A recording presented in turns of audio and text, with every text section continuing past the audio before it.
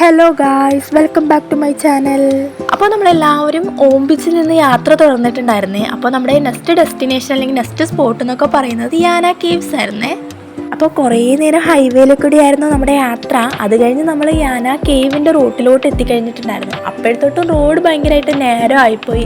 പിന്നെ രണ്ട് സൈഡും ഭയങ്കര തിക്ക് ഫോറസ്റ്റ് ആയിരുന്നു. അതുകൊണ്ട് ഗ്രീനറി ആയിരുന്നു. നമ്മുടെ യാത്ര നല്ല സുഖമായിരുന്നു. ആ ചൂടൊക്കെ മാറി ലൈറ്റായിട്ട് തണുപ്പ് വന്ന് തുടങ്ങിയിട്ടുണ്ടായിരുന്നു. ചട്ടത്തിൻ്റെ ശബ്ദവും പക്ഷികളുടെ ശബ്ദവും കുരങ്ങന്മാരുടെ ഒച്ചപ്പാടും ബഹളവും എല്ലാം ഉണ്ടായിരുന്നു. മൊത്തത്തിൽ ഒരു നേച്ചറിൻ്റെ ഫീൽ തന്നെയായിരുന്നു അവിടെ.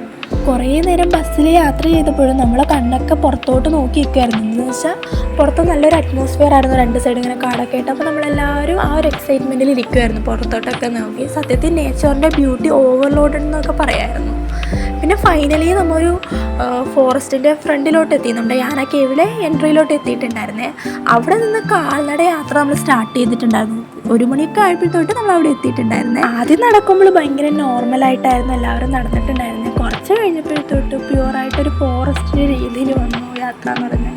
ചുറ്റും മണ്ണും കല്ലും ചെടികളുടെ വേരും ഭയങ്കര അഡ്വഞ്ചറസ് ആയിരുന്നു നടത്തുന്നത്. നല്ലൊരു ട്രക്കിംഗ് ആയിരുന്നു. തുടക്കം ഫുൾ എനർജി ഒക്കെ ഇട്ട് നമ്മൾ നടക്കാൻ വേണ്ടി തുടങ്ങിയിട്ടുണ്ടായിരുന്നായിരുന്നു. പിന്നെ കുറച്ച് നടന്നു കഴിഞ്ഞപ്പോഴത്തോട്ട് നമ്മൾ ഇങ്ങനെ ചിന്തിക്കാൻ വേണ്ടി തുടങ്ങി, അയ്യോ ഇനി എത്ര ദൂരം ബാക്കിയുണ്ട്. കാരണം ഒത്തിരി നടന്നിട്ട് എത്തുന്നേ ഉണ്ടായിരുന്നില്ല. അതുകൊണ്ട് ആദ്യം നല്ല എനർജിയൊക്കെ ഉണ്ടായിരുന്നെങ്കിൽ പിന്നെ നമ്മളെല്ലാവരുടെ ചിന്ത ഇങ്ങനെയായിരുന്നു, ഇനി എത്ര ദൂരമാണ് ബാക്കി, എത്താറായോ ഇങ്ങനെയാണ് നമ്മളെല്ലാവരും ചിന്തിച്ചുകൊണ്ടിട്ടുണ്ടായിരുന്നത്. കാരണം ഒത്തിരി നടക്കാനുണ്ടായിരുന്നു. അതുകൊണ്ടാണ്.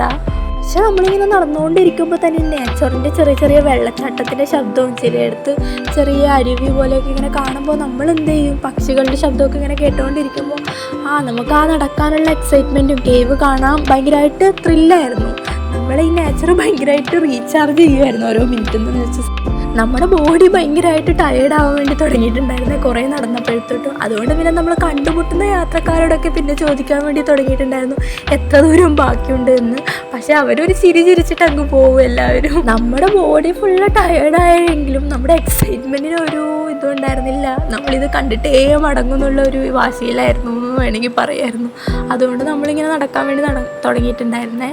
അങ്ങനെ കുറേ സ്റ്റെപ്പും കുറേ മലകളും ഇങ്ങനെ നടന്നതിന് ശേഷം നമ്മളൊരു ക്ഷേത്രത്തിൻ്റെ ഫ്രണ്ടിലോട്ട് എത്തിയിട്ടുണ്ടായിരുന്നു. അങ്ങനെ കുറേ നടന്നതിന് ശേഷം അപ്പോൾ നമ്മൾ ചെരുപ്പൊക്കെ ഊരി കുറച്ച് നേരം വെള്ളമൊക്കെ കുടിച്ചു അവിടെ ഇരുന്നു. കുറച്ച് നേരം അങ്ങനെ കുറേ നേരം കാമായിട്ടുള്ള അറ്റ്മോസ്ഫിയറിൽ അവിടെയൊക്കെ ഇരുന്നു. പിന്നെ അമ്പലത്തിൻ്റെ അകത്തോട്ട് കയറിയിട്ടുണ്ടായിരുന്നു. അപ്പോഴത്തോടെ അവിടെ കുറേ ആൾക്കാരിങ്ങനെ ഭജനയൊക്കെ ചെയ്തുകൊണ്ട് ഭയങ്കര കാമായിട്ടുള്ള അറ്റ്മോസ്ഫിയർ ആയിരുന്നു അമ്പലത്തിനകത്ത് എന്ന് പറയുമായിരുന്നെങ്കിൽ. അങ്ങനെ അവിടെ പൂജയൊക്കെ നടക്കുന്നുണ്ടായിരുന്നു. പിന്നെ അതിനകത്തേ കൂടിയായിരുന്നു അടുത്ത സ്റ്റെപ്പ് കയറാൻ വേണ്ടി ഉണ്ടായിരുന്നത്. അപ്പോൾ നമ്മളെല്ലാവരും ചെരുപ്പൊക്കെ അവിടെ ഊരി വെച്ചതിന് ശേഷം അമ്പലത്തിൻ്റെ അകത്തേ കൂടി യാന കേവിലെ എൻട്രിയിലോട്ട് പോയിട്ടുണ്ടായിരുന്നേ. അപ്പോൾ പിന്നെ നമ്മളെല്ലാവരും യാന കേവിൻ്റെ എൻട്രിയിലോട്ടുള്ള ടിക്കറ്റൊക്കെ എടുത്തു. അത് അമ്പലത്തിനകത്തേ കൂടി കയറിയിട്ടാണ്. അപ്പോൾ അമ്പലത്തിനകത്തോട്ട് കയറി യാന കേവിലോട്ട് എൻട്രി ചെയ്യാൻ വേണ്ടി ഒരു 100,000 കണക്കിന് സ്റ്റെപ്പുകൾ ഉണ്ടായിരുന്നു.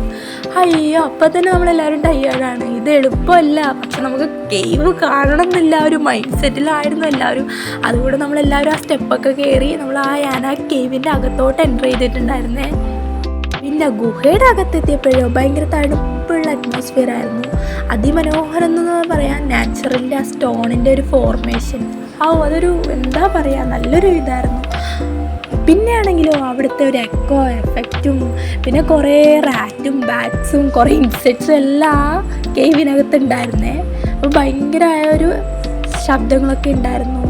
നല്ല ഫീലായിരുന്നു. അതിനകത്തെ കൂടെ കുറേ നേരം നമ്മൾ നടന്നിട്ടുണ്ടായിരുന്നേ.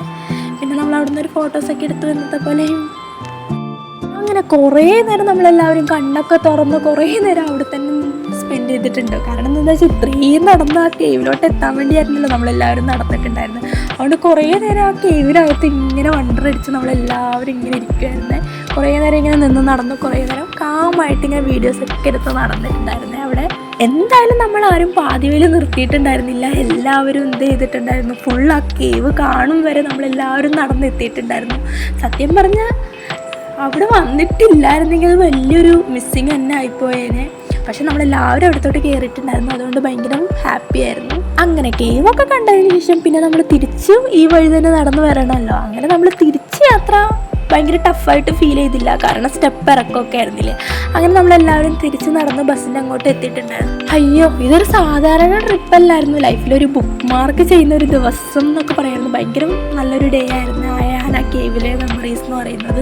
ഒത്തിരി വൈകിട്ടുണ്ടായിരുന്നു. നമ്മൾ 5 മണിയായപ്പോഴായിരുന്നേ നമ്മൾ ലഞ്ച് കഴിച്ചിട്ടുണ്ടായിരുന്നത്. ഈ യാന കേവ് കാണാൻ വേണ്ടിയായിരുന്നു അത്രയും ലേറ്റായിട്ട് നമ്മൾ ഫുഡൊക്കെ കഴിച്ചിട്ടുണ്ടായിരുന്നത്. അങ്ങനെ 5 മണിയായപ്പോഴത്തേക്കും നല്ല വിശന്നുകൊണ്ട് തന്നെ എല്ലാവരും നല്ലോണം ഫുഡ് കഴിച്ച്. അങ്ങനെ ഫുഡ് കഴിച്ച് കഴിഞ്ഞിട്ട് നമ്മുടെ യാത്ര വീണ്ടും തുടങ്ങിയിട്ടുണ്ടായിരുന്നേ. ഒടുവിൽ നമ്മളെല്ലാവരും എക്കോ ബീച്ചിലെത്തിയിട്ടുണ്ടായിരുന്നേ. സമയം ഏകദേശം ഒരു 6 മണി ആയിട്ടുണ്ടായിരുന്നു അവിടെ എത്തിയപ്പോഴത്തോട്ടും. ബീച്ചാണെങ്കിൽ 7 മണി വരെ ഓപ്പൺ ആയിട്ടുണ്ടായിരുന്നുള്ളൂ. അതുകൊണ്ട് നമ്മളെല്ലാവരും ഓടി തന്നെ അവിടത്തോട്ട് പോകുമായിരുന്നു. കടലിൻ്റെ അടുത്തോട്ട് നമ്മളെല്ലാവരും ഓടിയാണ് പോയിട്ടുണ്ടായിരുന്നത്. കാരണം 1 മണിക്കൂർ ടൈം ഇല്ലല്ലോ, അതുകൊണ്ടാണ്. പിന്നെ ആണെങ്കിലോ കടലിൻ്റെ ശബ്ദം കേൾക്കാൻ വേണ്ടി തുടങ്ങിയിട്ടുണ്ടായിരുന്നു നമ്മൾ അടുത്തെത്തും തോറും. പിന്നെ ആണെങ്കിൽ നല്ല കാറ്റുണ്ടായിരുന്നു. പിന്നെ നമ്മൾ അവിടെ എത്തപ്പോഴത്തോണ്ട് സൺസെറ്റ് ഓൾറെഡി സ്റ്റാർട്ട് ചെയ്തിട്ടുണ്ടായിരുന്നു. ആകാശത്തിൻ്റെ നിറം ഇങ്ങനെ സ്ലോലി മാറാൻ വേണ്ടി ഇങ്ങനെ തുടങ്ങിയിട്ടുണ്ടായിരുന്നു. ലൈറ്റ് ഓറഞ്ച് ആയിരുന്നു, പിന്നെ നല്ല ഡീപ്പ് ഓറഞ്ചായി, പിന്നെ റെഡായി, പിന്നെ ഗോൾഡൻ ഷെയ്ഡ്സ്. അങ്ങനെ ആകാശത്തിൻ്റെ നിറം ഇങ്ങനെ മാറിക്കൊണ്ടേ ഇരിക്കുകയായിരുന്നേ. പിന്നെ ആ ലൈറ്റ് റിഫ്ലക്ഷൻ ആണെങ്കിൽ സീലോട്ട് അടിക്കുമ്പോൾ ഭയങ്കര മനോഹരമായിരുന്നു ആ കാഴ്ച. നല്ല ഭംഗിയായിരുന്നു കാണാൻ വേണ്ടിയിട്ട്. ആകാശവും കടലും ഇങ്ങനെ ചേർന്ന് പോയതുപോലെ തോന്നുമായിരുന്നു. സൂര്യനാണെങ്കിൽ ഹൊറിസോണ്ടലി സ്ലോ ആയിട്ട് താഴോട്ട് പോകുന്നത് കണ്ണോട് നോക്കി വയ്ക്കുമ്പോൾ നമുക്ക് നല്ല രസമായിരുന്നു ഇങ്ങനെ കാണാൻ വേണ്ടി. നല്ല ഭംഗിയായിരുന്നു. പിന്നെ നല്ല തിരമാലകൾ, പിന്നെ ആ തിരമാലകൾ തൊത്ത് നമ്മളെല്ലാവരും കളിക്കുന്നത് ആ നല്ലൊരു ഫീലായിരുന്നേ. ബീച്ചാണെങ്കിൽ ഭയങ്കര നീറ്റ് ആൻഡ് ക്ലീൻ ആയിരുന്നു. നല്ലൊരു എക്കോ ബീച്ച് തന്നെയായിരുന്നു. എക്കോ ഫ്രണ്ട്ലി ആയിട്ടുള്ള ബീച്ച് തന്നെയായിരുന്നു. ഒത്തിരി പേരുണ്ടായിരുന്നു ആസ്വദിക്കാൻ വേണ്ടി. കുറേ പേരുണ്ടായിരുന്നു സൺസെറ്റൊക്കെ കാണാൻ വേണ്ടി. അതും ഒരു നല്ലൊരു നേച്ചറിൻ്റെ ഒരു അറ്റ്മോസ്ഫിയർ വണ്ടർ ആയിരുന്നു എന്നൊക്കെ പറയായിരുന്നു. നല്ലൊരു ഫീലായിരുന്നു. സത്യത്തിൽ ഈ ബീച്ച് കണ്ടപ്പോൾ നമുക്ക് ഈ പെയിൻറ്റിങ്ങിലൊക്കെ കാണില്ല, ആ ബീച്ച് പോലെയായിരുന്നു നമുക്ക് ഫീൽ ചെയ്തിട്ടുണ്ടായിരുന്നു. നമ്മൾ ചിത്രമൊക്കെ വരക്കുമ്പോൾ നമ്മൾ കളർ ഷെയ്ഡ് കൊടുക്കില്ല, അതുപോലെയായിരുന്നു ഈ ബീച്ച് നമ്മൾ കണ്ടപ്പോൾ ഫീൽ ചെയ്തിട്ടുണ്ടായിരുന്നു. പിന്നെ ഞങ്ങൾ ഫ്രണ്ട്സൊപ്പായിട്ട് ചിരിച്ചു, ഫോട്ടോ എടുത്തു, കടലിൻ്റെ തീരത്തോടെ ഇങ്ങനെ നടന്നു. അങ്ങനെ കുറേ നേരം മൈൻഡൊക്കെ റിലാക്സ് ചെയ്ത് ഫുള്ളായിട്ട് ചില്ല് ചെയ്തിട്ടുണ്ടായിരുന്നേ. അങ്ങനെ കുറേ നേരം എക്കോ ബീച്ചിൽ എൻജോയ് ചെയ്തതിന് ശേഷം പിന്നെ നമ്മൾ റൂമിലോട്ട് പോയിട്ട് ഫ്രഷായി കഴിഞ്ഞിട്ടുണ്ടായിരുന്നേ. ഫ്രഷായി കഴിഞ്ഞ് പിന്നെ നമ്മളെല്ലാവരും നേരെ ഭക്ഷണം കഴിക്കാനൊക്കെ പോയിട്ടുണ്ടായിരുന്നു.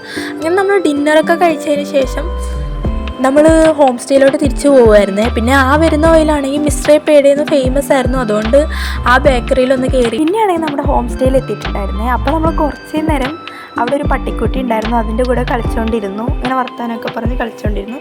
പിന്നെയാണെങ്കിൽ നമ്മൾ നേരെ റൂമിൽ പോയിട്ടുണ്ടായിരുന്നേ. പിന്നെ റൂമിൽ പോയിട്ടുള്ള അടുത്ത പരിപാടി എന്തെന്ന് വെച്ചാൽ TV ഓൺ ചെയ്ത് കാണുമായിരുന്നു. TV എന്ത് കാണുകയെന്ന് വെച്ചാൽ എൻ്റെ വ്ളോഗ് ഇരുന്ന് കാണുമായിരുന്നു. അടുത്ത മെയിൻ പരിപാടി എന്ന് പറഞ്ഞത്. അങ്ങനെ കുറേ നേരം എൻ്റെ വ്ളോഗൊക്കെ ഇരുന്ന് കണ്ടിട്ടുണ്ടായിരുന്നേ. അങ്ങനെ കുറേ നേരം എൻ്റെ വ്ളോഗൊക്കെ കണ്ട് ടൈം സ്പെൻഡ് ചെയ്തിട്ടുണ്ടായിരുന്നേ രാത്രി. പിന്നെ നമ്മൾ പാട്ട് പ്ലേ ചെയ്തിട്ടുണ്ടായിരുന്നു. അങ്ങനെ പാട്ടൊക്കെ കേട്ട് നമ്മൾ നേരെ ഉറങ്ങാൻ വേണ്ടി കിടന്നിട്ടുണ്ടായിരുന്നു. അപ്പോൾ ഇത്രയേ ഉള്ളൂ ഇന്നത്തെ വ്ളോഗ്. വീണ്ടും ഒരു വീഡിയോ കാണുന്നവരെ tata, bye bye, see you and thank you for watching.